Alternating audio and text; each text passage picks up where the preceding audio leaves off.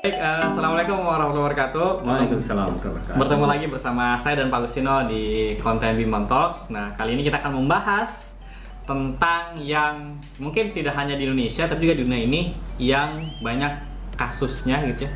Kasus pelecehan seksual gitu ya, ataupun kasus-kasus yang lainnya yang berhubungan dengan minuman keras. Sampai ada lagunya tuh ya, Pak. Minuman keras, miras gitu ya. Dan terkenal gitu. Dan kita akan bahas tentang miras teman-teman semuanya pada konten kali ini, dan kita akan bahas secara ilmiah dan juga secara hikmah bersama Pak Agustino. Nah, gimana nih Pak penjelasan terkait kenapa sih bahkan di Al-Quran atau di kitab suci umat Islam gitu ya, atau bahkan sempat saya baca juga di artikel lain, bahkan kitab suci agama lain juga mengharamkan juga ya, kenapa minuman keras ini menjadi suatu hal yang diharamkan, padahal mungkin di luar negeri juga jadi konsumsi umum sebenarnya. Nah itu bagaimana tuh Pak? Ya, pertama dari tinjauan syariat dulu ya. Oke, baik. Di dalam tinjauan syariat kan jelas ya, pengharaman khamr ini pada surat Al-Maidah ayat 92 kan, bahwa sungguhnya khamr, judi dan mengundi anak panah itu rijisun, najis, dan merupakan perbuatan setan, maka jauhilah. Nah, itu jelas. Dan proses untuk mengarah ke pengharaman sendiri di dalam Islam sendiri kan secara bertahap gitu. Tidak to the point langsung, karena memang khamr itu sudah menjadi kebiasaan di kalangan masyarakat ketika itu. Siapapun sebetulnya. Bahkan umat Islam yang ketiga itu, para sahabat pun juga masih meminum-minum juga, tapi memang belum ada keputusan tegas. Yang pertama turun ayat, mereka bertanya kepadamu tentang khamr. Oh, khamr itu ada mudorotnya, ada manfaatnya. Tapi mudorotnya, keburukannya lebih banyak daripada manfaatnya. Jadi diberikan pandangan dulu bahwa kejelekannya lebih besar. Kemudian berikutnya Maidah ayat 43, An-Nisa ayat 43, yaitu yang menjelaskan tentang bahwa dilarang sholat dalam keadaan mabuk. Nah, berarti kan ibadah tuh ya. Berarti kan, dalam keadaan mabuk sholat berarti apa? Nggak sadar ya? Nggak sadar dan tidak mengingat Allah gitu. Jadi sholatnya tidak ini. Nah, Umar bin Khattab ini cerdas sekali sehingga dia bertanya, apa sih sebenarnya hukum khamr ini? Turun ayat itu tuh, bahwa sungguhnya innamal khamru wal maisuru wal azlam rijsun min amali syaiton fajtanibu. Maka jauhilah. Dengar ayat itu, para sahabat kan langsung membuang khamr-khamrnya di rumah-rumahnya, disolokan-solokan sehingga banjir Madinah kan. Jadi pengharamannya itu secara bertahap. Mengapa diharamkan gitu kan?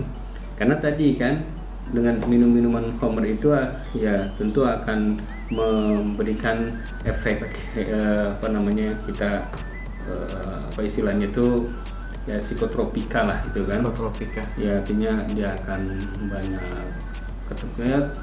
di otak kita itu akan merasa ngefly gitu.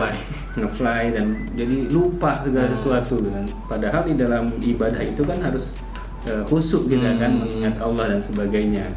Sehingga kita lupa segala sesuatu. Sehingga dengan khamr, minum khamr tuh bisa jadi kita nggak sadar melakukan perbuatan-perbuatan yang lebih buruk lagi gitu kan. Gitu salah satunya itu ya mungkin hikmah kenapa khamr itu dilarang gitu. Misalnya saya pernah baca juga di artikel internet di Amerika, bahkan banyak pelecehan seksual, bahkan pembunuhan. Itu ternyata mayoritas pelakunya mabuk dulu. Ternyata pas dicek di kejaksaan atau di polisi, ternyata mereka dalam keadaan mabuk rata-rata. Jadi memang khamr ini tidak hanya untuk tidak merugikan tidak hanya merugikan pribadi, tapi juga merugikan orang lain ya Pak ya. Ya, kita kan juga pernah dengar cerita kan, seorang hamba yang soleh di zaman Bani Israel itu, seorang hamba yang soleh susah sekali untuk digoda oleh setan gitu kan. Kemudian setan menjelma menjadi seorang yang memberikan nasihat.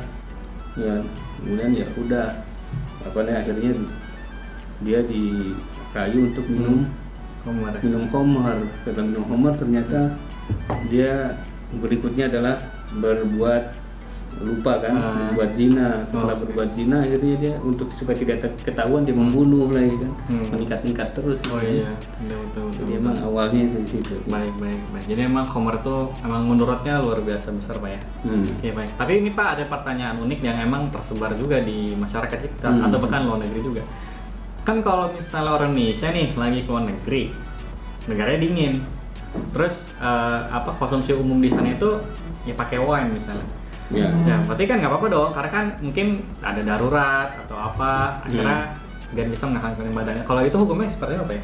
Ya, sebetulnya yang namanya khamar gitu kan, dia sesuatu yang memabukkan.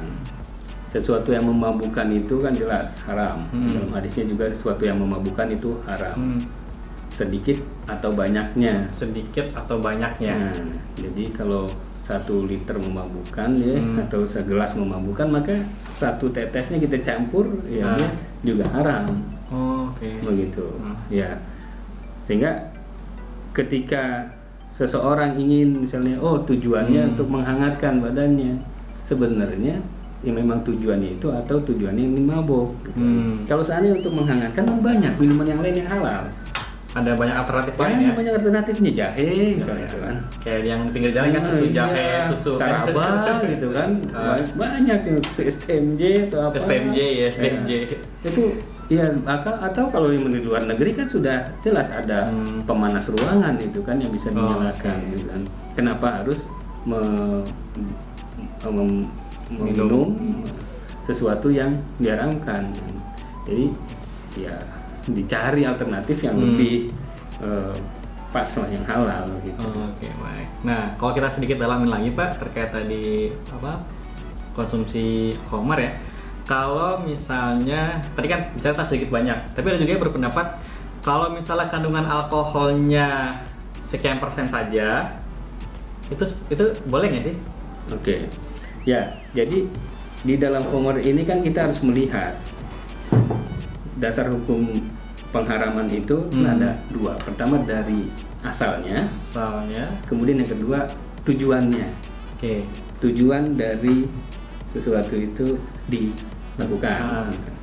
Misal sebagai contoh, misalnya kenapa khamar diharamkan? Kenapa tape enggak? Sama-sama mengandung alkohol gitu kan. Tape mengandung alkohol ya Pak? Tape jelas mengandung alkohol. Ya, anggur juga mengandung alkohol. Kenapa kok khamar haram, kenapa tape enggak? Nah ini kan ya, tape itu kan asalnya adalah dari mana? Dari singkong. Iya. Kemudian difermentasi menjadi makanan tape. Nah apakah kita makanan tape itu memiliki tujuan untuk mabok? Tidak kan? Enggak. Dan apakah orang makan tape itu jadi mabok? Enggak juga kan? Berarti tape walaupun situ ada alkoholnya, ya etanol itu namanya. Kemudian, nah yang kedua adalah dari tujuannya. Jadi kalau sesuatu itu tujuannya apa? Kalau seandainya tujuan pembuatan itu meminum itu untuk sesuatu yang negatif yang memabukkan, misalnya kita bikin tape nih, kemudian tapenya itu kita ambil tuh alkoholnya, kemudian kita fermentasi lanjutan sehingga konsentrasi alkohol tinggi menjadi minuman yang memabukkan. Entah sake, kalau anggur jadi wine, gitu kan. Nah maka ya minuman-minuman ini ya yang menjadi haram, karena dia sudah menjadi sesuatu bahan yang memabukkan. Nah kemudian apakah sesuatu yang memabukkan itu harus mengandung alkohol? Belum tentu juga. Sesuatu yang memabukkan bisa aja kan, zat psikotropika itu bisa narkotika, amfetamin, ekstasi, marijuana dan sebagainya, itu kan juga sesuatu yang memabukkan. Apakah itu haram? Sama dengan khamar, sedikit banyaknya haram. Nah sekarang bagaimana yang kalau seandainya ada minuman alkohol ya 0%? Oh iya tuh. Misalnya dijual bebas tuh ya. Dijual bebas. Bir bintang 0%. Merek. Sebut merek nih. Oke lah. Green Sand. 0% dan sebagainya. Nah, apakah ini haram atau tidak? kalau seandainya minuman tersebut memabukkan, maka ya haram tetap. Walaupun dia mengandung alkoholnya 0%, bisa jadi ada zat lain yang memabukkan. Ya. Nah sementara tape walaupun mengandung sekitar 7-10% ada alkoholnya. Tapi karena dia bukan makanan yang memabukkan, ya tetap halal karena dasar awalnya dan asalnya adalah barang yang halal. Gitu kan. Lain halnya tadi kan. Kalau seandainya kita berpatokan kepada alkohol saja, yang mengandung alkohol haram. Maka semua buah-buahan beberapa yang banyak sekali buah-buahan yang mengandung alkohol. Sebagai contoh, misalnya durian, alkoholnya tinggi, sirsak, lengkeng, gitu kan. Pisang dan semuanya tuh itu ada alkohol. Nah kemudian juga jenis alkohol juga bervariasi, ya. Ada berbagai macam juga jenisnya. Gitu. Baik. Ternyata seperti itu ya. Ternyata yang berarti konteks apa ya, pelarangan tadi sebenarnya apa ya? Berarti tidak hanya dalam konteks minuman keras ya, tapi ada mungkin kalau di era zaman sekarang udah makin beragam zat-zat kimia. Iya, yang terkait memabukkan, jadi juga itu bisa dihukumin sedikit banyak bisa haram ya? Iya, bahkan sekarang ini juga berkembang kan di masyarakat ada minuman oplosan ya.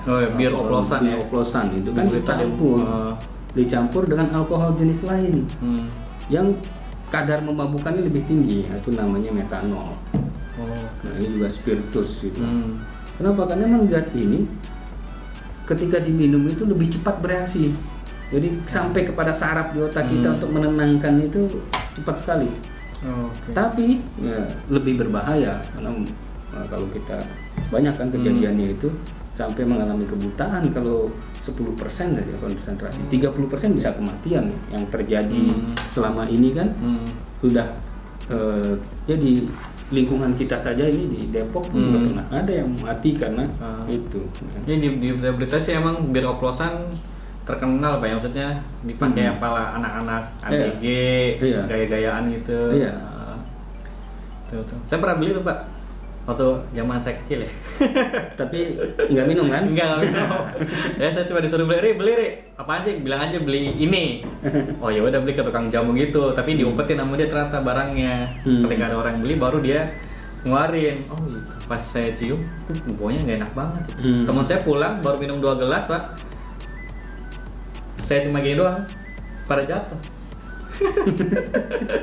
Itu masa-masa waktu saya SD lah, waktu itu masa SD. Baik.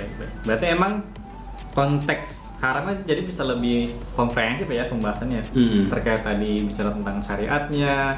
Nah kalau terkait masalah keilmiahan ini Pak, berarti konten-kontennya memabukkan. Tapi mungkin sempat sedikit dibahas sama Pak Agus. Sebenarnya ketika alkohol itu tadi masuk ke dalam tubuh kita, itu sebenarnya efeknya tadi kalau tadi kan sampai saraf angka segala macam, tapi sebenarnya ketika dia masuk ke tubuh kita dalam konteks apa ya, tubuh kita seperti gimana tuh Pak? Ya dia kan nanti di dalam tubuh kita kan akan dicerna kan, dicerna bahkan bisa menyebabkan peningkatan asam lambung gitu. Jadi orang yang terkena asam lambung makin banyak minum alkohol ya semakin berat juga ini. Gitu. Sama ya kemudian juga mungkin pertanyaan berikutnya, kok bolehkah gitu kan alkohol ini dipakai untuk ya parfum, untuk hand sanitizer gitu kan. Nah ini kan juga pertanyaan yang umum juga ya kan. Nah dalam konteks ini kan jelas ya bahwa apakah alkohol itu najis atau tidak. Nah kalau ini ada beberapa pendapat nama gitu kan. Ada yang mengatakan bahwa khamr, khamr itu najis. Ya itu. Ada juga yang mengatakan bahwa khamr tidak najis. Dasar ayatnya sama loh. Yaitu ayat tadi Al-Maidah 92 tadi kan. Yang pertama mengatakan najis jelas di situ. Innamal khamru wal maisiru wal azlam rijsun. Ya, bahwa khamr, judi dan mengundi anak panah itu najis. Gitu kan. Nah, sementara ulama yang lain mengatakan bahwa yang dimaksud najisnya itu adalah maknawinya, sifat meminum khamrnya. Karena di situ kan berjudi najis juga. Apakah orang setelah berjudi itu jadi babi dia jadi najis. Enggak kan? Enggak. Nah berarti sifat orang meminumnya Yang yang najis, orangnya sih tidak. Iya, iya. Atau khamr, apa nih zatnya situ ya tidak. Tidak. Jadi Oh, sifat iya. orang meminumnya. Jadi oleh karena itu ketika dia dipakai di dalam parfum, dipakai sebagai hand sanitizer, ya tidak najis, sama seperti halnya zat-zat yang beracun lainnya gitu. Ya di kampus saya sendiri ya banyak untuk membersihkan material saya itu kadang pakai aseton, kadang pakai itu kalau seandainya kita keminum lebih berbahaya. Iya. Tapi saya pegang untuk membersihkan, kalau misalnya zat kimia dia menguap dan seterusnya. Seperti zat kimia yang lain yang Iya, iya. iya, ada zat beracun. Apakah zat beracun itu najis? Seperti cyanida gitu. Kalau kita minum mati. Iya. Tapi ketika kita kena tangan nggak apa-apa deh. Kita kena tangan aja jangan sampai kena mulut kita. Iya. Tapi dia tidak najis. Iya. Baik. Bahkan kalau saya dulu, kalau pemahaman saya ketika emang pakai alkohol ya karena dalam konteksnya nggak masuk ke dalam tubuh, kan kayak tadi parfum ya cuman luar tubuh kita kan, atau misalnya cuman kulit, kayaknya saya mikir nggak masalah lah gitu. Ini kan cuma dalam konteks pemakaian di luar aja atau ke benda-benda gitu ya. Iya. Sahabat Biman, tadi itu pembahasan kita bersama Pak Agus terkait kenapa sih khamar itu dilarang gitu ya, terkait apa pembahasan ilmiahnya gitu, pembahasan hikmahnya, bahkan tadi sempat dibahas secara syariat juga oleh Pak Agustino ya, bahwa sebenarnya apa ya, kita tidak hanya menganggap khamar itu sebagai minuman alkohol saja, tapi sebenarnya bisa lebih dari itu pembahasan ternyata. Saya juga baru tahu ternyata seluas itu ya. Nah baik, buat teman-teman semuanya, buat sahabat Biman, bagi teman-teman ingin merequest pembahasan terkait apapun ya di muka bumi ini, bisa tulis di kolom komentar atau misalnya bisa menghubungi kami gitu ya. Nanti mungkin ada hubungnya di deskripsi. Terima kasih buat teman-teman sudah menonton. Jangan lupa di like, subscribe, komen, dan share ke teman-teman semuanya. Insya Allah video-video ini bermanfaat dan mendukung perkembangan channel kita. Terima kasih Pak Agustino, makasih banyak juga. Sama-sama. Assalamualaikum warahmatullahi wabarakatuh. Waalaikumsalam.